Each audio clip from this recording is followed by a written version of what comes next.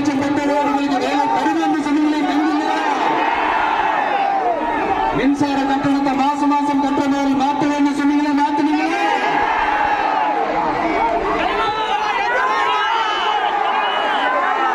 மீனவர்களை பழங்குடியின பட்டியலில் சேர்ப்பேன்னு சொன்னீங்களே, செஞ்சீங்களா?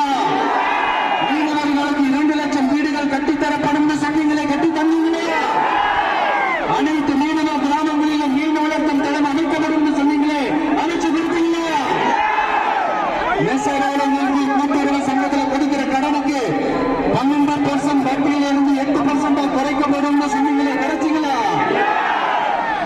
ஆட்டோ ஓட்டுநர்களுக்கு சொந்த ஆட்டோ வாங்க 10,000 மானியம் வழங்குவோம் சொன்னீங்களே, வழங்குவீங்களா?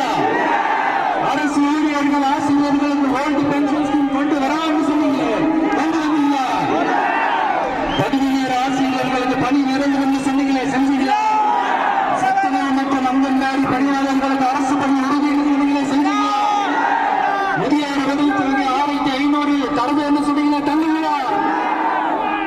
தமிழகத்தில் இருக்கும் வேலை வாய்ப்புகள் 74% தமிழர்களுக்கு என்ன சொன்னீங்களே, செஞ்சீங்களா? 4 லட்சத்துக்கு மேல இருக்கிற காலி பணியிடங்கள் நிரப்பப்படும் சொன்னீங்களே, செஞ்சீங்களா? தூய்மை பணியாளர்கள் பணி ஊதியம், ஓய்வூதியம் போன்ற கோரிக்கைகள் நிறைவேற்றப்படும் சொன்னீங்களே, நிறைவேற்றினீங்களா? மக்கள் நல பணியாளர்களாக 25,000 பெண்கள் நியமிக்கப்படுவார்கள் சொன்னீங்களே, நியமிச்சீங்களா? ரேஷன் கடையில் மீண்டும் கொடுப்பேன்னு சொன்னீங்களே, கொடுத்தீங்களா? அனைத்து அரசு வேலை வாய்ப்புகளிலும் பெண்களுக்கு 40% முன்னுரிமை அளிக்கப்படும் சொன்னீங்களே, செஞ்சீங்களா? 35 வயதுக்கு மேற்பட்ட திருமணமாகாத ஆதரவற்ற பெண்களுக்கு கல்வி தகுதிக்கேற்ப அரசு வேலை வழங்கப்படும் சொன்னீங்களே, நம்பீங்களா?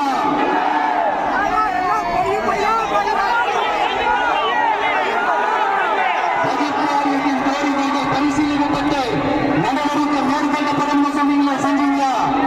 அரசு வீட்டு வசதி மற்றும் குடிசை மாற்று வாரிய வீடுகளை மாற்றுத்திறனாளிக்கு ஒதுக்கீடு செய்யப்படும் சொன்னீங்களே, செஞ்சீங்களா? இலங்கை தமிழர்களை காப்பாற்ற ஒரே தீர்வு பொது வாக்கெடுப்பு தான், அதை நடத்த வலியுறுத்துவேன்னு சொன்னீங்களே, செஞ்சீங்களா? இப்படியே நம்ம கேள்வி கேட்டுக்கிட்டே இருக்க வேண்டியதுதான். இவங்க கிட்ட எந்த பதிலும் நடத்த